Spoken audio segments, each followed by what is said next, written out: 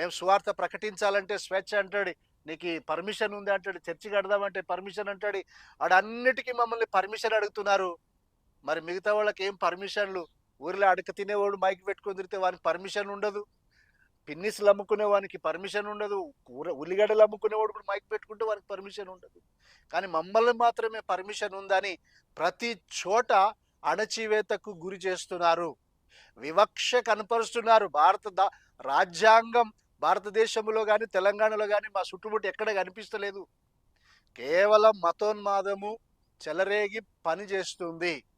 దయచేసి రేవంత్ రెడ్డి గారు, మీరు డిసెంబర్ నెలలో క్రిస్మస్ ఫీస్ట్లో మీరిచ్చిన స్పీచ్కి మీరు కట్టుబడి ఉన్నట్లయితే ఈ నా మాటలు మీరు తీసుకొని మీరు క్రైస్తవుల పట్ల న్యాయం చేయవలసిందిగా డిమాండ్ చేస్తున్నాం.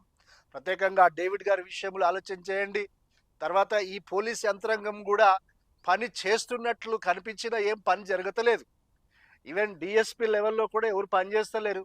ఎస్ఐ హరిప్రసాద్ గారిని మేము కలిసినప్పుడు మా కేసు అయితే తీసుకున్నాడు, కానీ రెస్పాండ్ లేదు. ఇక్కడ మా మీద దాడి చేసిన వాడిని అరెస్ట్ చేయలేదు. ఆ డేవిడ్ మీద అరెస్ట్ చేసిన వాడిని అరెస్ట్ చేయలేదు. ఎవడు అరెస్ట్ కాదు, స్వేచ్ఛగా తిరుగుతున్నారు. దే ఆర్ నాట్ అబ్స్కాండ్, వాళ్ళు తప్పించుకొని తిరుగుతలేరు. They are in the midst of the people in society.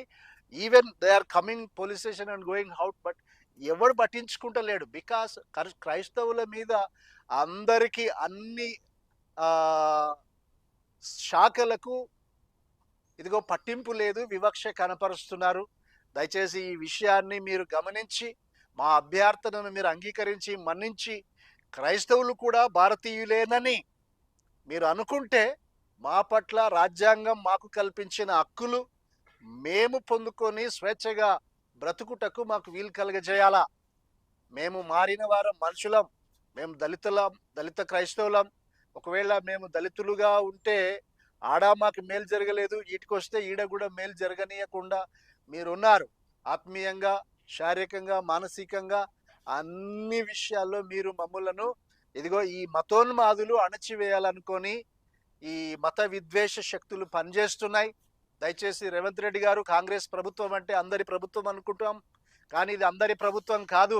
ఇది కొందరి ప్రభుత్వం అని, ఇది మిక్కిలిగా హిందూ ప్రభుత్వం అని, హిందువుల ప్రభుత్వం అని, మనువాదుల ప్రభుత్వం అని, ఇది మోడీ ప్రభుత్వం అని స్పష్టంగా కనిపిస్తుంది.